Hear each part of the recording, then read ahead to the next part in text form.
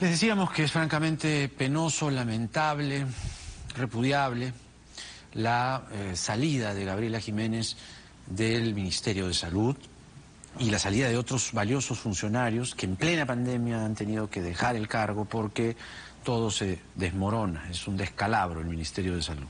Está con nosotros el doctor Ernesto Gosser, médico saludista, profesor de la Cayetano. Doctor Gosser, ¿cómo está usted? Bienvenido, como siempre, buenas noches.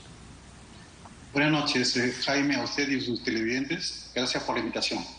¿Qué tan importante en una pandemia es este equipo humano que desde el comienzo trazó las líneas maestras de la vacunación, la inmunización, el manejo de cifras, el manejo de grupos etarios, y además que se vayan así diciendo, por ejemplo, que no eran convocados a reuniones, no había coordinación, ni recursos económicos, sin contratos, carencia de recursos, intrusismo?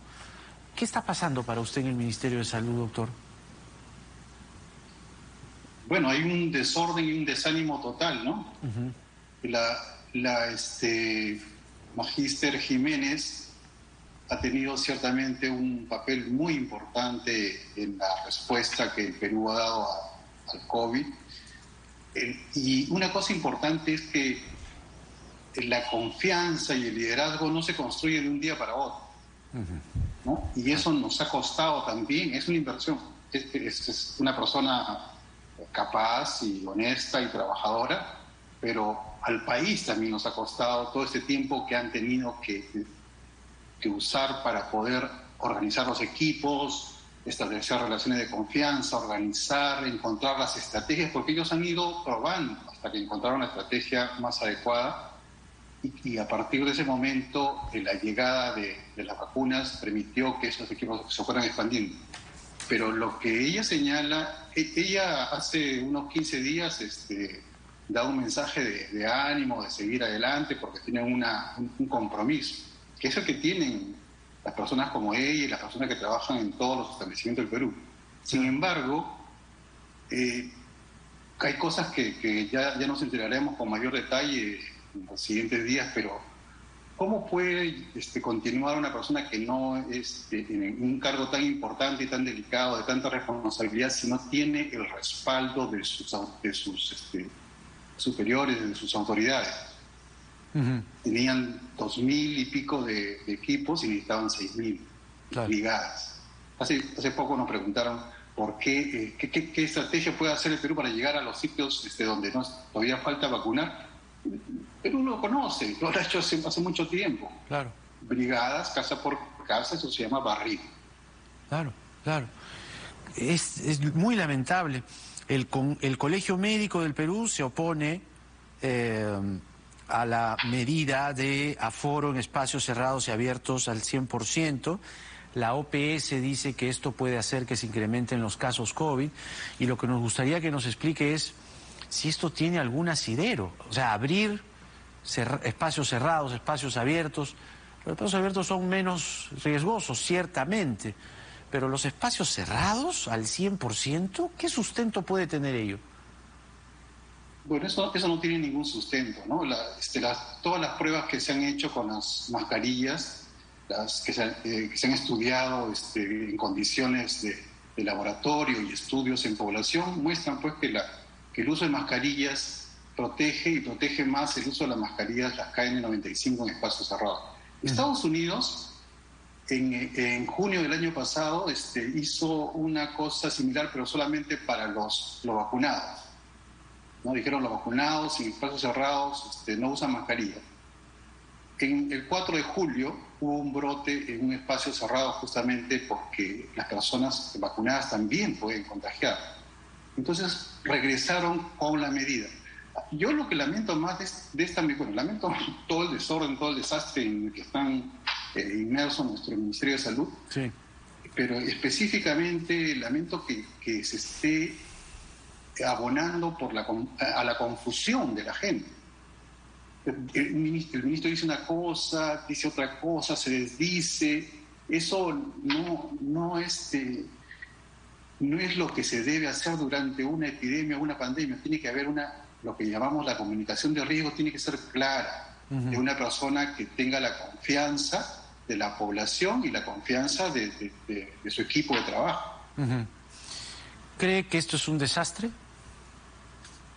Bueno, la situación es desastrosa, pero no es un desastre total. Yo creo que hay la gente en salud está trabajando, sigue trabajando en los hospitales, en los centros, en los programas de prevención, con las comunidades, siguen trabajando los certificados de trabajadores de salud anónimos, que son los que soportan el sistema, pero están muy desmoralizados. Es muy difícil trabajar así, es muy estresante, ¿no? Y a ellos nuestro respeto, ¿no? Pero el problema, como usted bien lo decía hace un momento, es el liderazgo. Y si el liderazgo es ese, ¿no? Un señor que ofrece una agüita de arándanos como receta mágica para curarse de la salud, a un profesional de salud eso le debe, pues, saber a cebo de chicharrón, ¿no? Sí, no solamente eso, sino que después decir que hay 46 referencias bibliográficas, eso ya empeora las cosas, ¿no? ¿Qué confianza se puede tener en el sector académico, científico, cuando una persona hace afirmaciones de esa naturaleza? Entonces, a mí me parece lamentable que el gobierno esté por mantener una persona que no sé por qué razones la tiene ahí, esté poniendo en riesgo todo lo que ha costado construir, como digo, a lo largo de los años, y desde el momento que empezó la pandemia, el año 2020 hemos tenido, recuerden, una situación muy delicada. Tuvimos la primera ola, tuvimos no teníamos vacunas porque no existían todavía, y después hemos tenido gestiones que han podido orientar mejor las acciones, y eso se está poniendo en riesgo ahora. Claro. Ahora que estamos en una situación en la que estamos en una situación de tránsito, ¿no?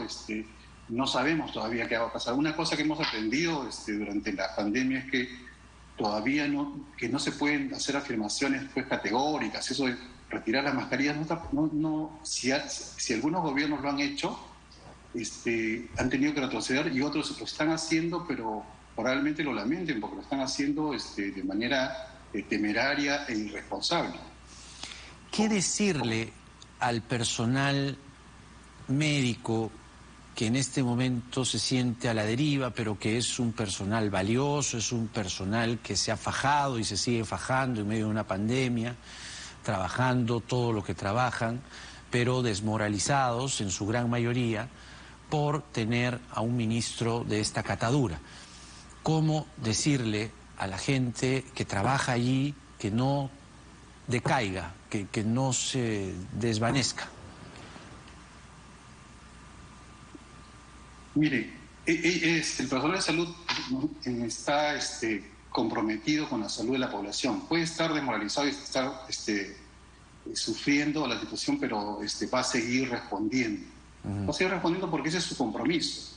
Las personas que a veces vemos en las fotos que salen en los diarios o en los noticieros, claro, de enfermeras, de técnicos o de médicos que tienen un parto lejano, de enfermeras que están en un peque-peque, no les dan un pago extra. Están comprometidos. Yo creo que deben afirmarse en su compromiso, pero también, como lo está haciendo el Colegio Médico, defender los fueros de algunas profesiones que han sido difamadas, como la profesión médica, ¿no? Lo que se ha dicho de los médicos es inaceptable. Por más que sea el presidente del Consejo de Ministros, las declaraciones del presidente del Consejo de Ministros son agraviantes. No se puede decir eso, que por esas razones que señala que los médicos malogran los aparatos, que haya ocurrido hechos en algún lugar, no quiere decir que todos los médicos o la mayoría, ni siquiera un grupo pequeño es responsable de eso. Eso es un agravio muy grande que espero que sea limpiado debidamente, ¿no? O sea, para que quede claro, vamos a estar con dos periodistas luego en el siguiente bloque para mirarnos en el espejo de Colombia y de México, ¿no?, respecto a estas medidas sanitarias, pero no existe entonces, usted que es médico saludista, no existe un protocolo que diga, sí, espacios cerrados al 100%. El caso de Estados Unidos es clarísimo. Además, todos estaban vacunados, ¿no?, en este espacio cerrado que abrieron y los casos se dispararon. En el país, 30% dosis de refuerzo es una locura. No existe entonces sustento técnico, científico para la medida que Condori, Agüita, quiere aplicar. No, no existe sustento técnico y eso, por ejemplo, en gobiernos que han hecho medidas algo similar, semejantes, como en Gran Bretaña, la comunidad científica se ha pronunciado en contra de esa medida. Claro. Ahora lo acaban de hacer en Paraguay, pero también con una forma muy responsable. Ellos tienen 43% de población vacunada y han levantado las medidas, han permitido aforos del 100%, han quitado mascarilla en muchos sitios, y esto está causando confusión. Yo creo que una cosa que me interesa, si ya tengo pocos segundos, es señalar a la población que debemos seguir usando las mascarillas en los espacios cerrados. Así es. Así estemos vacunados, así los demás estén vacunados, si es que no vivimos en la misma casa. Que debemos mantener los lugares ventilados porque eso permite eliminar los aerosoles, que es la forma más frecuente de contagio. Y que seguimos lavando las manos y los aforos, obviamente, tienen que ser los que están establecidos por el propio Ministerio de Salud y por el Estado. Hay niveles de alarma, niveles de alerta que establecen los aforos. Si algo se tiene que cambiar ahí, se tiene que revisar y sustentar científicamente. El Ministerio de Salud tiene en el Instituto Nacional de Salud a una unidad que se encarga de buscar evidencias. La Seguridad Social tiene otra que se llama el IETSE. Entonces, y están también las universidades que pueden discutir y revisar qué es lo que le conviene al país para hacer un tránsito seguro a una situación de mayor protección. Por supuesto que debemos flexibilizar, tenemos que regresar, no tenemos que vivir con temor todo el tiempo. Ahora están reduciéndose los casos, pero tenemos que hacerlo con prudencia. Así es. El doctor Ernesto Gosser, médico saludista, profesor de la Cayetano. Gracias, doctor Gosser, como siempre, un gusto. Que tenga usted buenas noches. Hasta luego. Hablando de las medidas sanitarias que se quieren aplicar sin sustento técnico, lo que se nos ocurrió fue mirarnos en dos países, aquí América Latina, Colombia y México. Vamos a regresar para conversar con Alejandro Villegas, periodista de RCN de Colombia, y Eduardo Dina, del diario El Universal de México, porque nada está dicho.